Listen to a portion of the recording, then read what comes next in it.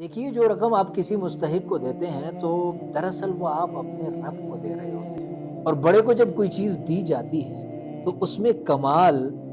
دینے والے کا نہیں ہوتا بلکہ قبول کرنے والے کا ہوتا ہے۔ تو جب آپ کسی مستحق کو کوئی چیز اللہ کے نام پہ دیتے ہیں تو اس میں کمال آپ کا نہیں ہے کہ آپ نے کوئی چیز کسی غریب کو اللہ کے نام پہ دی ہے، بلکہ کمال لینے والے کا ہے، اور کمال اس قبول کرنے والے کا ہے کہ اللہ رب العزت نے آپ کے اس صدقے کو، اللہ رب العزت نے آپ کے اس مال کو، اللہ رب العزت نے آپ کی اس چیز کو قبول فرما لیا ہے۔ اور یہ بات ذہن نشین کر لیجئے کہ جب آپ کسی بڑے کو کوئی چیز دیں اور دینے کے بعد آپ لوگوں کو بتاتے پھریں کہ یار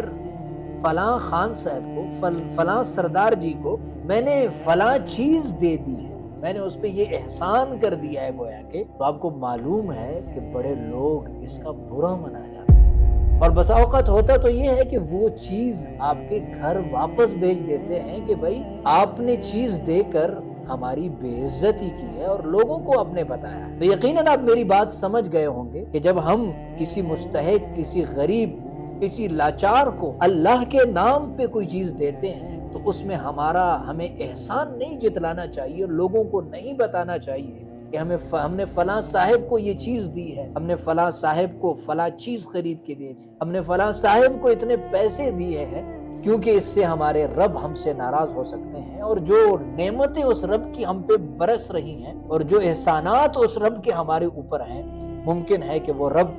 ناراض ہوا تو ہم سے یہ ساری چیزیں واپس لے سکتا ہے۔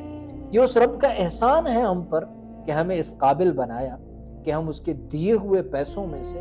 ہم اس کے دیے ہوئے چیزوں میں سے کچھ نہ کچھ اس کے بندوں میں تقسیم کرنے کے قابل ہوں۔